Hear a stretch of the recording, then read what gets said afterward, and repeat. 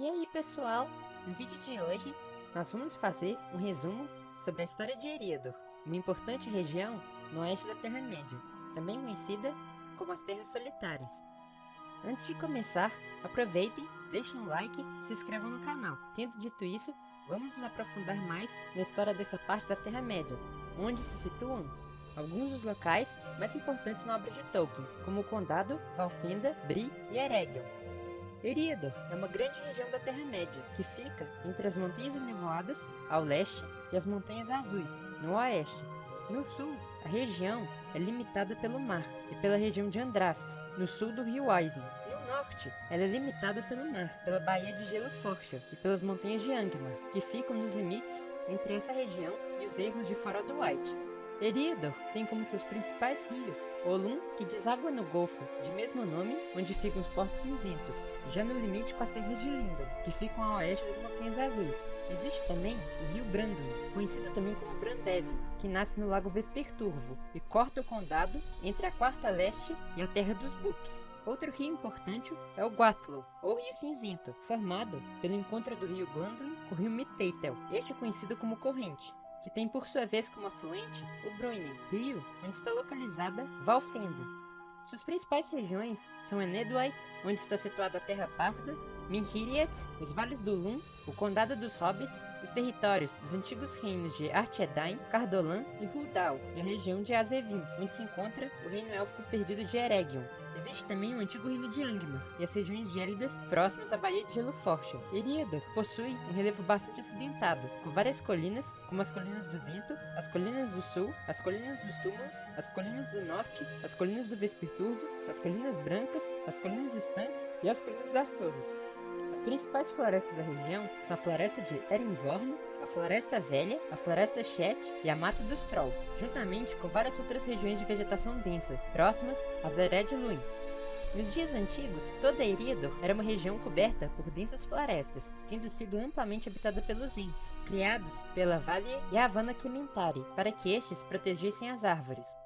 Outro antigo habitante da região é Tom Bombadil, ser misterioso que ajuda Frodo e seus companheiros no início da Sociedade do Anel, que dizia ser mais antigo que a primeira gota de chuva que havia caído em Arda, no início dos tempos, que morava na região da Floresta Velha. A região foi atravessada pelas hostes dos Elfos rumo ao oeste, que iam em direção a Valinor. Algum tempo depois, vários Elfos silvestres, liderados por Denethor, que não é o regente de Gondor, e sim um elfo, saíram da região dos Vales do Anduin e seguiram para Lindon, naquela época também conhecida como Ossiriand, que ficava a leste de Beleriand, região que não existe mais. Estes elfos passaram a se chamar Elfos Verdes, e eles também se espalharam pelas matas de Eriador. Estes elfos possuíam um gosto muito grande pela música, o que fez com que aquela região a oeste das Montanhas Azuis e as próprias Montanhas Azuis ganhassem o nome de Lindon.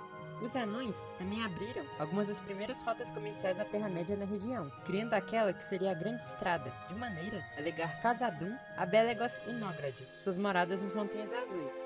Desta forma, é provável que a região tenha sido habitada por anões, que construíram entrepostos e acampamentos em suas estradas, e também pelos Elfos Verdes, que passaram a habitar as margens do Lago Neunion, que se tornaria conhecido mais tarde como Vesperturvo. Durante a Primeira Era do Sol, vários povos humanos passaram pela região rumo a Beleriand, com destaque para aqueles grupos que se tornaram os povos de Beor, Marak e Halet.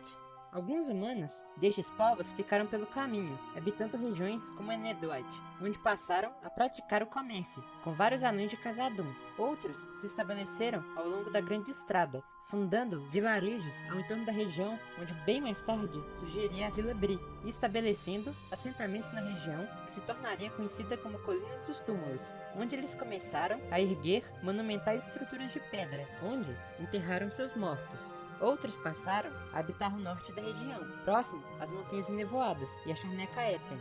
Os humanos e os demais povos de Eriador não sofreram tanto com o terror de Morgoth durante a Primeira Era, já que este concentrava seus ataques contra Beleriand durante a Guerra das Gemas, onde se encontravam os Noldor e os Sindar, seus grandes inimigos.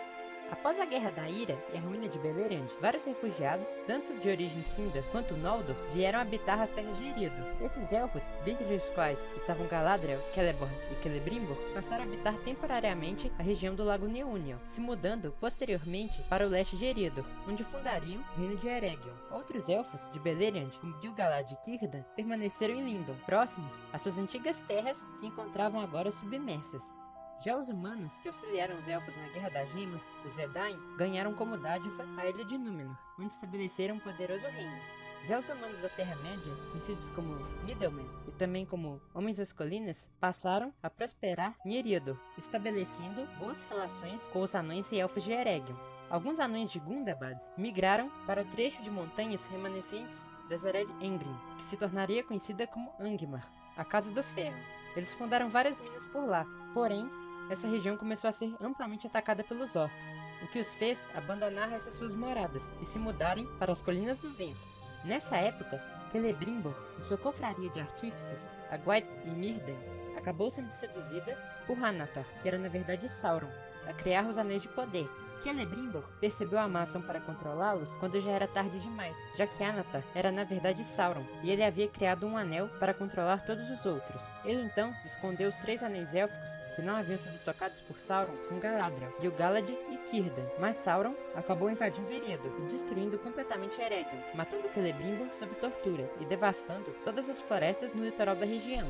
Gil-galad havia enviado um grande exército de Lindon, liderado por Elrond, para conter a ameaça de Sauron, mas era tarde demais. Elrond apenas conseguiu reunir os refugiados de Eregion e fundar o refúgio de Imladris, também conhecido como Valfenda, onde eles conseguiram conter Sauron até a chegada da frota Númenoriana liderada pelo almirante Seriatur, enviado pelo rei Tar-Minastir. Após tais acontecimentos, os Númenóreanos passariam a ter cada vez mais presença e influência não só em Eriador, como em todo o litoral da Terra-média, passando a colonizá-la e a gradualmente exercer maior influência sobre seus povos, como os Middlemen e os Homens das Colinas. Estes, que já haviam sido muito afetados pela invasão de Sauron, agora se viam cada vez mais dominados pelos Númenóreanos. Por sua vez, começaram a se desviar de seus antigos princípios de lealdade aos Valar, se deixando seduzir pela glória e pelo poder. Dessa maneira, vários destes humanos da Terra-média, com destaque para os habitantes de White, entraram em guerra contra os Númenóreanos, divisão que foi explorada por Sauron, que passou a seduzir os reis da Terra-média com seus anéis de poder, os escravizando posteriormente e os transformando nos espectros do Anel. Em suas maquinações, Sauron conseguiu finalmente seduzir um dos reis de Númenor, Ar-Pharazôn, com sua promessa de imortalidade, o incitando a atacar as Terras Imortais. Isso culminou com a queda de Númenor, na destruição da bela forma que Sauron usava para seduzir os povos da Terra-média, o aprisionando na forma cruel que é conhecida por todos. Após tais acontecimentos, os Númenóreanos leais, liderados por Elendil, desembarcaram na Terra-média, fundando os reinos de Gondor ao sul e de Arnor em Eriador, que tinham como capital Anúminas, cidade construída nas margens do lago Vesperturvo. Arnor se tornou um reino próspero na primeira metade da Terceira Era, porém, disputas cada vez maiores entre os herdeiros fizeram com que o reino se dividisse em 3, Arthedain, Cardolan e Rhudaur. Tais reinos entraram em guerra, o que enfraqueceu os Dúnedain, que se tornaram vulneráveis aos ataques de Angmar, fundada pelo Rei Bruxo, líder dos Nazgûl. Foi nessa época, também, que os primeiros hobbits, que antes moravam nos vales do Anduin, se mudaram para Eriador. Eles se estabeleceram primeiramente próximos às Montanhas Nevoadas, nos limites da Terra Parda, e nos alagados de Nim e Elif, no encontro do Glanduin com Mithaitel, onde esses rios formavam o Gwathlo. Posteriormente, eles acabaram recebendo como dádiva um condado no oeste do Branduin, que passou a ser conhecido como o Condado dos Hobbits. Porém, antes de ser derrotado pelos exércitos liderados por Glorfindel e o último rei de Gondor, Eärnur, o rei bruxo acabou destruindo Arthedain, o último dos reinos do Nethai que ainda existiam no norte. Arvedui, o rei, acabou morrendo em um naufrágio e seus herdeiros passaram a ser criados em Valfenda, tornando-se os líderes dos guardiões, patrulheiros que guardavam as terras solitárias contra as ameaças do inimigo. No final da Terceira Era, a região foi palco novamente de grandes acontecimentos, já que Thorin, rei do povo de Durin em exílio, recorreu ao auxílio de um hobbit, Bilbo, em sua empreitada por sugestão de Gandalf. Isso mudaria para sempre o rumo da história da Terra-média, já que o hobbit encontraria um anel, que atrairia posteriormente os espectros do Anel de volta para Eriador, onde eles se infiltrariam no condado em busca de Bolseiro, forçando Frodo, sobrinho de Bilbo, a fugir com o Anel para Valfenda, onde foi formada a Sociedade do Anel. Já na Quarta Era, Aragorn, agora conhecido como Elessar, restaurou o reino de Arnor, reformando Anúminas e várias outras cidades arruinadas, aumentando o comércio e trazendo prosperidade para a região. Então é isso aí, pessoal, vamos ficando por aqui. Deem uma olhada nos vídeos anteriores sobre Valfenda e Eregion, para verem mais um pouco sobre a história de Eriador. Então até semana que vem e até mais!